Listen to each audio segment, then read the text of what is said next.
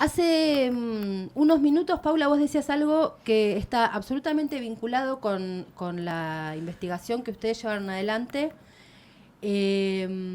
pero que parece que es como una especie de apéndice, que se va de la cuestión de contar empresarios o funcionarios con vinculaciones empresarias directas o indirectas, y pasa a tener que ver con una lógica. Vos decías que este gobierno claramente vino a refundar, no solamente en la cuestión económica, sino en todos los términos del sentido común. A mí me gusta pensarlos, me salió un día y me parece que es la definición hasta ahora la más acabada, para decirlo en dos palabras que encontré, que yo digo que son el 55 con community manager, digamos, porque vienen como a romper, a quebrar por la mitad el siglo, en aquel momento el siglo XX, pero con una cosa muy canchera, muy camisa celeste, sin corbata, manejo de redes y demás, pero claramente vienen a refundar. En el tema de derechos humanos es clarísimo, a imponer una nueva lógica. En el tema de educación es muy claro, de hecho, bueno, hay casos que conocemos de funcionarios que llegan y dicen, pero quiero cambiar la pintura de la pared de mi oficina, y le avisan que en el Estado hay que hacer licitaciones para gastar fondos, y se quedan como, uy, qué plomo. Una persona de Philip Morris estuvo a cargo de un programa en el Ministerio de Educación, y con total liviandad funcionarios de ese área decían, bueno, no tiene nada de malo que las tabacaleras ayuden a las escuelas, sin ningún tipo de problema. Y empezamos a ver como una especie de amistad en algunos sentidos que se van instalando. En esta misma lógica de pensar quiénes son los que forman parte del gabinete y por qué hacen lo que hacen, ustedes mencionan que la cantidad de mujeres que hay en el gabinete es de un 22%. A mí me hace mucho ruido, mucho ruido, que se equipare cantidad de mujeres a políticas feministas. Me parece que el 50 y 50 casi diría que es una obviedad. No existe y hay que volverlo obvio, porque somos el 50% de la población, tenemos que tener el 50% de representatividad en cualquier parte. Ahora, que haya un 50% de biológicamente mujeres no representa que eso, no implica que eso lleve de la mano inmediatamente un 50% de políticas feministas o de género. Miremos seguridad, por ejemplo. Seguridad, por ejemplo, desarrollo social. Y un caso que para mí es muy paradigmático para discutir es el programa Ellas Hacen. Alicia Kirchner no era una mujer que se reivindicara feminista, no sé si lo era o no, tiendo a pensar que en términos individuales no lo era, no lo es. Sin embargo, para mí se llevó adelante desde el ministerio que ella conducía uno de los programas más revolucionarios en términos de cambio directo de la vida concreta de mujeres víctimas de violencia de género. Porque ese programa, expliquemos qué implicaba. Una mujer denunciaba ser víctima de violencia, pero no tenía las condiciones económicas para salirse del hogar del golpeador, que en muchos casos el golpeador era el que proveía la cuestión de dinero a la casa. Entonces, esa cuestión de dependencia económica impedía que esa mujer dejara de ser víctima de violencia de género, por eso se de la casa del golpeador. El programa Ellas Hacen lo que le proponía era a esa mujer independizarse económicamente y poder salir del círculo de violencia, como se llama, pero además de la casa del golpeador. Vaya política feminista si las hay. Hoy el Ministerio de Desarrollo está conducido por una biológicamente mujer, que de feminista no tiene absolutamente nada, y su gobierno tampoco tiene de feminista, aunque levanten el cartelito de Ellas Hacen, ni una menos, que vacía ese programa. Aunque no lo dé de baja, lo vacía. Entonces, hay una discusión que se abre ahí, que es la lógica nueva no implica necesariamente quién la lleva adelante, sino qué lógica tiene esa política que se lleva adelante. Yo sé que esto implica pelearme con muchas abanderadas de este feminismo, pero para mí equiparar biología con política feminista es un gravísimo error y un peligro, porque ¿qué puede pasar? Que metamos 50% de mujeres en cualquier parte y nos quedemos tranquilas porque está hecho nuestra tarea. No, meter 50% de mujeres en todos lados para tener la representatividad y asegurar que la política sea feminista. Después de haberme extendido todo esto, todos de ustedes, así nos peleamos entre nosotras o con las chicas. Yo quiero, a ver, explicar un poco a qué viene esta cuestión de contar mujeres, ¿no? Cuando nosotras nos metimos con el análisis del gabinete, recordemos que de todas formas nosotras trabajamos, nosotras y el equipo de otros investigadores y becarios que hicieron el trabajo de campo, que fue la verdad que durísimo, lo tuvimos que hacer en un tiempo muy corto. Nosotras intentamos plantear un estudio de gabinete clásico. Entonces, la sociología lo que te indica es que vos tenés que relevar un conjunto de variables, o sea, de propiedades que tienen todos los individuos que vos contabilizás dentro del estudio, y decidimos que solamente íbamos a tomar de secretario para arriba, inclusive, ¿no? De secretario, ministro. Esto te deja fuera un conjunto de funcionarios que también toman decisiones importantes, que son como los estratos intermedios, donde seguramente las mujeres son más abundantes. Dentro de estas variables estaba la variable del género, o sea, nosotras miramos cuestiones educativas, cuestiones de género, lugar de procedencia, el estudio es bastante amplio en ese sentido. Subdirector para arriba. Perdón, subdirector para arriba, subsecretario para arriba, subsecretario, secretario y ministro. Es decir, que nosotros miramos solamente las cúpulas ministeriales. Puede ser que debajo exista una presencia de mujeres mucho más acentuada. Es decir, que contar mujeres en este caso correspondió más que con un intento de analizar el contenido de la política con poder comparar este gabinete, que tiene solamente un 22% de mujeres ocupando altas posiciones, con otros gabinetes. Por ejemplo, en el área de defensa aparece una cúpula netamente masculina. En ciencia y tecnología aparece una cúpula prácticamente masculina en su totalidad. Y esto hace que nosotras podamos comparar con lo que era defensa durante el gobierno de Cristina Fernández de Kirchner, sobre todo, y también de Néstor, donde hubo un proceso de feminización de las cúpulas ministeriales, sobre todo con la presencia de Nilda Garré al frente del ministerio, que además fue acompañado, porque ahora lo sabemos porque lo estamos estudiando, de políticas activas de género dentro de las Fuerzas Armadas. Todavía que te cuente detalles que yo me enteré en el 2013. En las Fuerzas Armadas, por ejemplo, pasaba lo siguiente. Las mujeres, obviamente, eran las que quedaban embarazadas. Al quedar embarazadas, tenían que ir personalmente a modificar una cantidad de situaciones laborales, licencias y demás. El Estado no tenía uniformes para mujeres embarazadas. Y un militar no puede presentarse ante su superior sin su uniforme porque no muestra su grado. Entonces, ¿qué pasaba? Las mujeres embarazadas tenían un jogging para desempeñar su tarea, un uniforme, pero sin mostrar el grado. Entonces, las mujeres embarazadas por parir no tenían forma de presentarse ante su superior para pedir su licencia para parir, porque no tenían uniforme con el grado. No saben cómo referirse a ella, digamos, ¿no? Al no mostrar el grado. Esto nos parece una ridiculez a nosotros, pero en el mundo militar es central la obediencia. La jerarquía es la base. Exacto. Sí.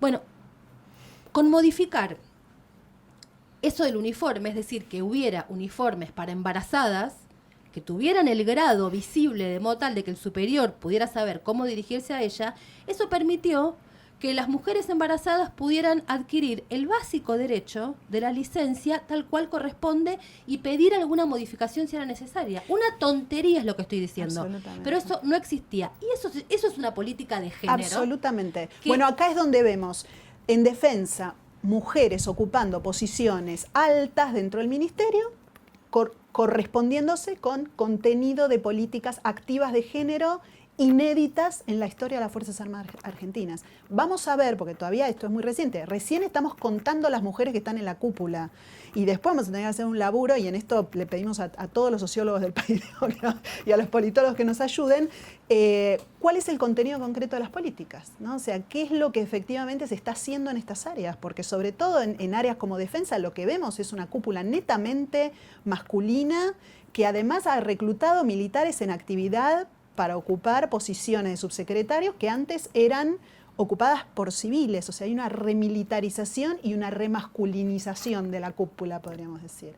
Vamos a ver, yo creo que no se va a traducir en política de género, digamos, me lo dice como cierta experiencia, que no se va a traducir en políticas en apuntalar las políticas de género que ya venían siendo sostenidas por gestiones anteriores, como la de Rossi, por ejemplo, ¿no? Estas son las potencialidades y limitaciones de los estudios de gabinete. O sea, vos cuando haces un estudio de gabinete de estas características, donde tomás 4 dimensiones de análisis: perfil sociodemográfico, educativo, ocupacional y carrera política, que es básica, y participación en otras organizaciones sociales, que son las 4 grandes dimensiones que nosotras usamos para guiar el estudio, podés dar una descripción general de la cúpula que está a cargo del gobierno nacional en determinado momento. Por eso se usa además el estudio de gabinetes iniciales, o sea, con qué criterio el presidente, en un país hiperpresidencialista como el argentino, define sus brazos ejecutores, ¿no? Digamos, sus instrumentos. Sus instrumentos para el gobierno. Eso nos dice varias cosas. Y no nos dice otro montón de cosas. Entonces, por eso me parece que engancho esta pregunta de género para ilustrar la situación. ¿Qué nos dice? Que solamente entre los 364 puestos que nosotros relevamos, un 22% son mujeres, ¿sí? No llegás a 100 mujeres. Bueno, de esas mujeres, además, el 80% ocupan cargos de subsecretario. O sea, las mujeres son pocas y además están en los cargos... Dentro de la cúpula, los cargos más bajos. Dentro de la cúpula igual, ¿no? Bueno, y además muy concentradas en las áreas típicamente femeninas de gestión, como desarrollo social, por ejemplo. Estaba acá justamente buscando el informe, que es como que las mujeres están repartidas ya no en la excepcionalidad que podía ser una ministra de Seguridad mujer, sino en lo que se supone nos corresponde a las mujeres. Eso como que ha vuelto a imprimirse una lógica anterior a los cambios que se habían dado en los últimos años. Sí, igualmente, para ser justos, digamos, todos los gabinetes hacia atrás, hasta el 83, tienen un desequilibrio de género. Absolutamente. ¿Sí? Totalmente. En eso no hay una novedad importante para nosotras. Sí, en que las áreas en donde antes había mujeres ahora están totalmente masculinizadas, y las que persisten con mujeres son las más tradicionalmente femeninas. Es importante destacar, y hay que pensar por qué hay gabinetes ministeriales que no tienen ningún cargo femenino cuando lo que gobiernan tiene muchas mujeres, como en el caso de ciencia y tecnología, digamos, en el mundo científico y tecnológico más de la mitad somos mujeres. O sea, es medio insólito pensar que de 7 puestos no hayas encontrado uno para que pueda ocupar una mujer. Salvo en los niveles superiores de investigadores. Los investigadores de las categorías más altas son mayoritariamente varones, y las asistentes y adjuntas somos mayoritariamente mujeres. Se replica, ¿no? Bueno, entonces hay que tender, los cupos, las regulaciones de cupos podrán ayudar, sí, podrán ayudar a configuraciones distintas. De ahí a garantizar que las políticas tengan una orientación de género más marcada, hay una distancia que habrá que analizar en la práctica. Lo que sí, estas características generales, que para nosotros la más llamativa del gabinete de todas es la presencia de personas que hayan ocupado en su trayectoria laboral puestos de alta gerencia, que eso sí es inédito en la magnitud y en la distribución que tienen a lo largo del gabinete. O sea, repasemos unos números. Es el 31% de los funcionarios que en alguna vez en su vida laboral ocuparon alta gerencia. 22% de los funcionarios que estaban ocupándolo ese puesto de alta gerencia inmediatamente antes de ocupar el cargo público. Los aranguren, digamos, para decirlo. Los casos directos de puerta giratoria. Además, hay otro 20% que nunca en toda su trayectoria laboral ocupó un cargo público, que ese es otro tema, ¿no? Digamos, la expertise propia de lo que es el Estado, trabajar en el Estado, la construcción de políticas públicas, etcétera. ¿Esto de qué alertaba? Nosotros alertábamos que este perfil generaba una serie de riesgos. Y lo que estamos viendo en los hechos es que esto se va confirmando, digamos. Uno no es que quiere falsear sus hipótesis probándolas concretamente a medida sola que lo hizo, pero lo hizo sola. Se fue dando así, digamos. Nosotras advertíamos de 3 o 4 grandes riesgos que generaba este perfil de gabinete. El primero es el evidente de los conflictos de interés. Todo el tiempo van a tener que estar regulando sobre cuestiones que están muy vinculadas o directamente vinculadas con su el lugar de procedencia. En eso tenés ese 22% de puerta giratoria que está ahí, que en energía, por ejemplo, es en el lugar más evidente del gabinete que se está dando. Convertir el lobby sectorial en política pública. El segundo problema no tiene que ver solamente con los conflictos de intereses, tiene que ver con la lógica que impregna el universo de sentido de los hombres que dirigen empresas, que es totalmente distinta a la dirección del Estado. O sea, siempre por definición, cuando vos estás dirigiendo empresas, estás defendiendo intereses particulares de ese sector particular en donde se inserta la empresa, en ese mercado particular, y está bien, porque el objetivo de la empresa es la maximización de las utilidades, la fortalecer la presencia de esa empresa en el mercado, etc. Es un interés particular. La producción en el Estado es la producción de bienes públicos y de políticas que se orienten hacia el bienestar general con criterios de eficiencia que son totalmente distintos a los criterios de eficiencia que impregnan el universo de los CEOs. Entonces, toda la experiencia que vos tengas en dirigir una empresa no es trasladable a la dirección del Estado. No solamente por los procedimientos, como vos contabas, estos casos del que dice, quiero pintar de otro color el despacho, que puede ser anecdótico, pero te ilustra de cuál es el desconocimiento que hay de cómo funciona y cómo se regula el sector público, que es muy distinto de cómo lo hace el sector privado, sino que el punto clave ahí es cómo se conciben las nociones de eficiencia, las nociones de bienes públicos, el desconocimiento profundo de lo que es el objeto de la política pública. El tercer riesgo que nosotros habíamos advertido es que hay además, todos los estudios de élite económica y empresarial lo que te muestran es que la visión de los empresarios con respecto al Estado y con respecto a la política es muy negativa. ¿Por qué? Porque ellos desde el mundo privado, al ser regulados por el Estado, siempre ven al Estado o como una ventanilla de oportunidades para tratar de obtener alguna ventaja regulatoria específica, o bien como aquel que le pone límites según el momento. Los empresarios ya venían abroquelándose especialmente desde 2009 en adelante, pero ni hablar desde 2013 con el Foro de la Convergencia Empresaria, con un discurso muy crítico hacia el gobierno de Cristina Fernández, precisamente porque los límites que se le empezaban a poner en algunas regulaciones sobre el uso de inventario, sobre las formas de reinversión de utilidades, eran muy fuertes.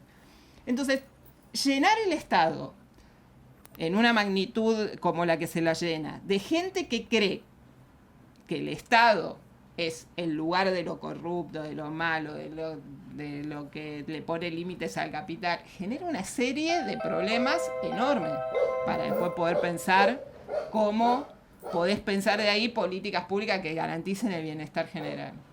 Y después el cuarto riesgo es el que se nota claramente, que es que trasladas todos los criterios del management a la gestión pública y hace agua por todos lados, la descoordinación que te inunda, nadie quiere poner el gancho porque total está el coordinador por encima que lo pone, entonces mejor lo pone, los egos son inmensos. Entonces toda esa configuración del gabinete organizacional que se armó también conspira contra la efectividad de las políticas públicas. A todo esto hay que ponerle contenido ideológico de las políticas, que eso los define el presidente, así que no nos engañemos, digamos. El presidente definió armar su gobierno con personas que venían de dirigir empresas. Él cree que ese es el perfil más adecuado de funcionarios para llevar adelante las políticas públicas que lleva adelante, que son a favor de la recomposición de la rentabilidad empresaria y en contra del grueso de los trabajadores, porque el salario es un costo a bajar. No fue un error. Así como no había sido magia, esto no fue un error. Nada de esto fue un error. Nada de esto fue un error.